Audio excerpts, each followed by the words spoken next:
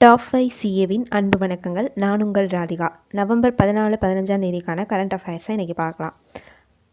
அதுக்கு முன்னாடி November 13 தேதிக்கான current அஃபேர்ஸை revision பார்த்துடலாம். Question number 1. சமீபத்தில் பிரான்ஸ் அரசின் உயரிய செவாலியர் விருதுக்கு தேர்வு செய்யப்பட்ட இந்தியர் யார்? Answer Thota Tharani. Question number 2.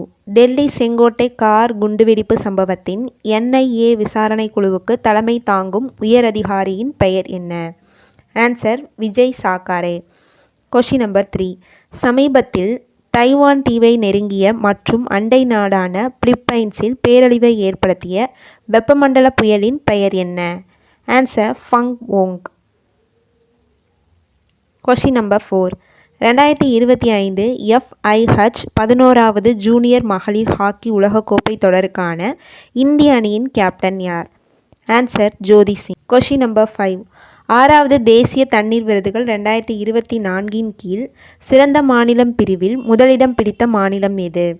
Answer Maharashtra. November 14-15 தேதிக்கான current அஃபேர்ஸை இன்றைக்கி பார்க்கலாம். Question number 1. பட்டணமருதூர் அகழாய்வு பணியை மேற்கொள்ள தமிழ்நாடு அரசு நிதிநிலை அறிக்கையில் எந்த நிதியாண்டில் அறிவிப்பு வெளியிட்டது? Answer option C 2025-26.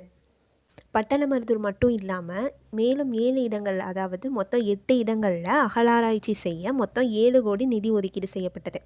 அந்த இடங்கள் என்னென்ன அப்படின்னு பார்த்தோன்னா, கீழடி சிவகங்கை மாவட்டம், பட்டணமருதூர் தூத்துக்குடி மாவட்டம், கரிவலமந்தநல்லூர் தென்காசி மாவட்டம், நாகப்பட்டினம், மணிக்கொல்லை கடலூர் மாவட்டம், ஆதிச்சநல்லூர் கள்ளக்குறிச்சி மாவட்டம், வெள்ளலூர் கோயம்புத்தூர் மாவட்டம், தெலுங்கனூர் சேலம் மாவட்டம்.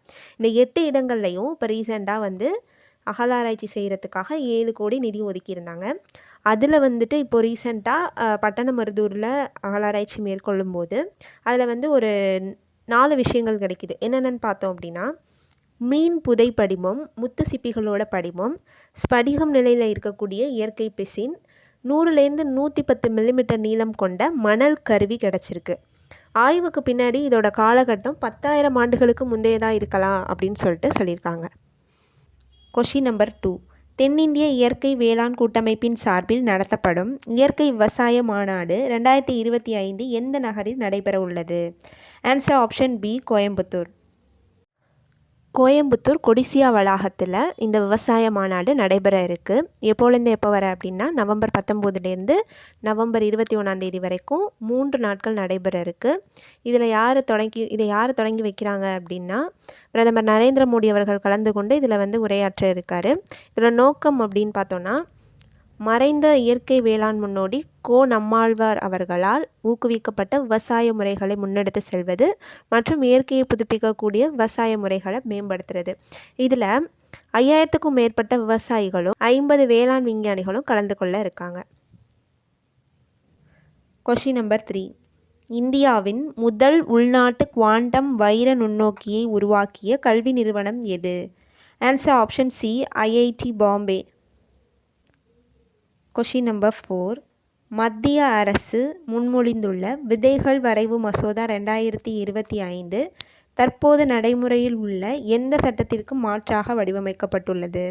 ஆன்சர் ஆப்ஷன் டி விதைகள் சட்டம் 1966 மற்றும் விதைகள் கட்டுப்பாட்டு ஆணை 1983. Question number 5. சமீபத்தில் இந்திய குடியரசுத் தலைவர் திருமதி திரௌபதி முர்முவின் போட்ஸ்வானா பயணத்தின் போது எந்த விலங்கின் இடமாற்றத்திற்கு ஒப்புதல் வழங்கப்பட்டது? ஆன்சர் ஆப்ஷன் சி சிவிங்கி புலி. Question number 6. உலக சர்க்கரை நோய் தினம் ஆண்டுதோறும் எந்த நாளில் கடைபிடிக்கப்படுகிறது? Answer option C November 14.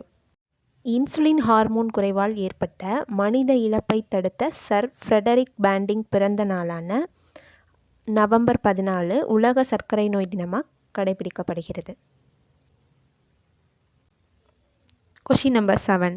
தமிழ்நாட்டில் பணிபுரியும் பெண்களுக்கான தோழி விடுதிகள் திட்டம் எந்த துறையின் கீழ் முதன்மையாக செயல்படுத்தப்பட்டு வருகிறது? ஆன்சர் ஆப்ஷன் சி சமூக நலன் மற்றும் மகளிர் உரிமைத்துறை. Question number 8. சமீபத்தில் வெளியிடப்பட்ட WHO உலகளாவிய காசநோய் அறிக்கை 2025 படி 2015 2024 வரையிலான காலகட்டத்தில் காசநோய் பாதிப்பு குறைவு விகிதம் என்ன? Answer option A 21%. 2015லேருந்து 2024 வரைக்கும் 21% காசநோய் பாதிப்பு வந்து குறைஞ்சிருக்கு. இது வந்து ஒரு நல்ல விஷயம். ஏன்னா இதுக்கு முன்னாடி காலகட்டத்தில் பார்த்தீங்கன்னா காசநோயால் இறந்தவங்களோட எண்ணிக்கை வந்து அதிகமாக இருந்திருக்கு. அதாவது இப்போ ரீசெண்டாக பார்த்தீங்கன்னா 2015 லட்சம் பேரில் 237 பேருக்கு இருந்த காசநோய் 2024 187 பேராக வந்து குறைஞ்சிருக்கு அப்படின்னு சொல்லிட்டு இந்த அறிக்கையில் வெளியாகியிருக்கு. Question number 9. 24வது ஆசிய வில்வித்தை சாம்பியன்ஷிப் 2025 போட்டி எந்த நாட்டில் நடைபெற்றது? ஆன்சர் ஆப்ஷன் ஏ வங்கதேசம். கண்டிப்பாக இந்த வீடியோ உங்களுக்கு மிகவும் பயனுள்ளதாக இருக்கும்னு நம்புகிறேன். இப்போ தான் நம்ம சேனலை ஃபஸ்ட் டைம் பார்க்குறீங்கன்னா மறக்காமல் சேனலை சப்ஸ்கிரைப் பண்ணிடுங்க, பெல் ஐக்கானை கிளிக் பண்ணிடுங்க. அப்போ தான் நான் போடுற ஒவ்வொரு வீடியோவும் உங்களை வந்து சேரும். தேங்க்ஸ் ஃபார் வாட்சிங்.